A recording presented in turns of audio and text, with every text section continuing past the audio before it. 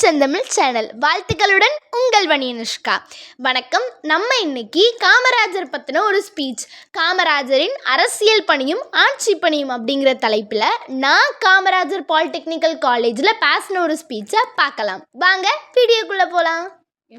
தமிழ் தாய் பெற்றெடுத்த தங்கநிகர் தலைவா, தன்னையே தரணிக்கு தந்த தவப்புதல்வா, மலர்களால் உன்னை அலங்கரித்தோம், நின் மலர்பாதம் போற்றி புகழ்கின்றோம்.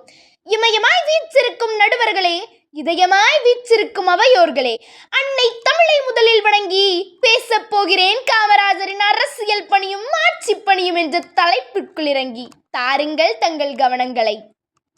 ஊதி அணைத்து விட நான் ஒன்று மகள் விளக்கு அல்ல, சூறாவளிக்கும் அணையாத சூரிய விளக்கு என்று கூறி விருது பட்டியில் உதித்து உலகெல்லாம் ஒளி வீசியது நம் கருப்பு சூரியன்.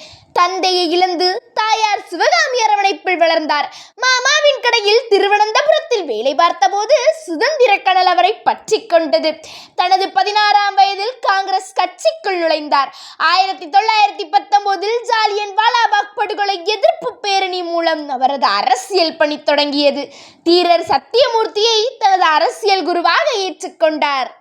காந்தியின் தொண்டனாய் விளங்கிய காமராஜர் ஒத்துழையாமை இயக்கம், நாகபுரி கொடி போராட்டம், நீல் சிலை அகற்ற போராட்டம், சைமன் குழு எதிர்ப்பு போராட்டம், வெள்ளையனே வெளியேறு இயக்கம் என பல போராட்டங்களில் ஈடுபட்டார். 1919 காங்கிரஸ் கட்சியின் அடிமட்ட தொண்டராய் விளங்கிய காமராஜர் 1940 தமிழக காங்கிரசின் தலைவரானார். நேருவின் அழைப்பை ஏற்று தேசிய அரசியலுக்குள் நுழைந்த காமராஜர் 1961 அகில இந்திய காங்கிரசின் தலைவராக பொறுப்பேற்றார். அப்பொறுப்பில் 1967 வரை பதவியில் இருந்த காமராஜர் 3 முறை பிரதமர்களை தேர்வு செய்து கிங் மேக்கர் என்னும் பட்டம் பெற்றார். அரசியலில் நேர்மை, வாய்மை, தூய்மை, நாணயம் என அனைத்தையும் கற்றுக் கொடுத்த மனிதராக மட்டுமல்லாமல் ஒட்டுமொத்த இந்தியாவிற்கே வழிகாட்டும் தங்க தலைவராக விளங்கினார். தேசிய அரசியலில் இவரை போல் சாதித்த வேட்டி கட்டிய தமிழர் எவரும் இல்லை. முழந்துண்டு சட்டைக்கு முதலில்லா தொழிலாளி, பழனி மலையாண்டிக்கு பக்கத்தில் குடியிருப்போன், பொன்னில்லான் பொருளில்லான் புகழின்றி வசையில்லான், இல்லானும் இல்லான் இல்லை எனும் ஏக்கமில்லாம், அரசியலை காதலுக்கு அர்ப்பணித்தோர் மத்தியில் காதலையே அரசியலில் கலந்துவிட்ட கங்கையவர். அவர்தான் எங்கள் காமராஜர். நிமிர்ந்தால் தலையிடிக்கும், நிற்பதற்கு இடம் இருக்கும், அமைவான ஒரு குடியில் ஐயா நீ வந்துதித்தாய் என்று கவியரசு கண்ணதாசனால் பாராட்டப்பட்டார்.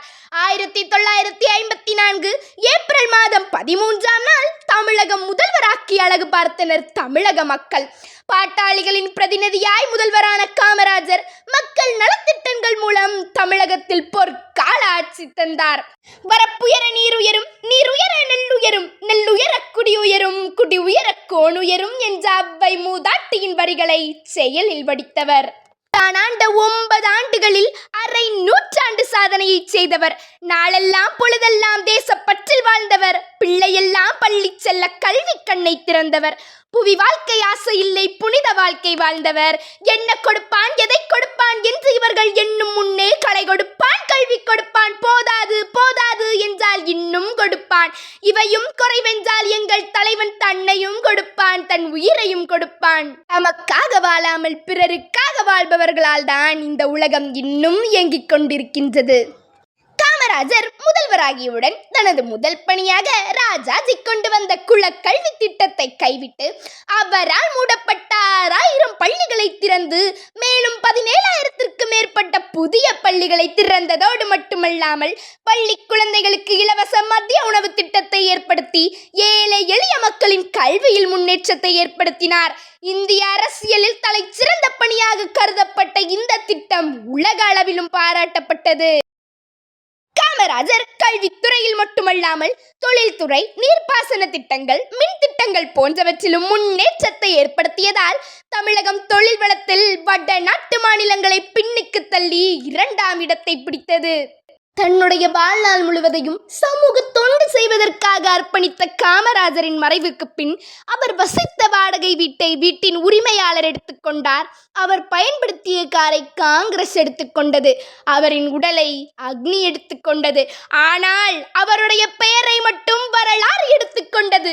இறுதியாக ஒன்றை மட்டும் சொல்லிக்கொள்ள விரும்புகின்றேன். மக்களின் வாழ்க்கையை படித்து மக்களுக்கு கொடுத்து இந்திய விடுதலைக்கு பாடுபட்டு தமிழ்நாட்டில் ஆட்சி பொறுப்பில் அமர்ந்து ஒரு நாளும் காட்சி பொருளாயிருந்ததில்லை. கட்டிய அணைகளும் அமைத்த தொழிற்சாலைகளும் மக்களின் வாழ்வில் மறுமலர்ச்சியை தந்தன. கையோட்டு கரைகளை தன் கைகளில் அல்ல, கனவிலும் கூட அவர் கண்டதில்லை. இந்திய தாயும் இன்புற்றால் இப்படியோர் இணையில்லா இறைமகனை பெற்றதற்கு. பொன்னை நாடார், பொருளை நாடார், சொத்துக்களை நாடார், சொந்தம் தன்னை நாடார், நாடொன்றே நாடி வேறென்றும் நாடாதவர் நம் காமராஜர் நாடார் என்று கூறி இதுவரை எனக்கு பேச வாய்ப்பளித்து பேசவிட்டு அமைதி காத்து ஒத்துழைத்த அத்தனை பேரையும் வணங்கி விடைபெறுகிறேன். நன்றி, வணக்கம். வீரரின் அரசியல் பணியையும் ஆட்சி பணியையும் போற்றி அவர் வழி நடந்து அவனி காப்போம். இந்த ஸ்பீச் உங்களுக்கு பிடிச்சிருந்ததுன்னா லைக் பண்ணுங்க, ஷேர் பண்ணுங்க, கமெண்ட் பண்ணுங்க. மறக்காம வணி செந்தமிழ் சேனலை சப்ஸ்கிரைப் பண்ணுங்க. பாய்.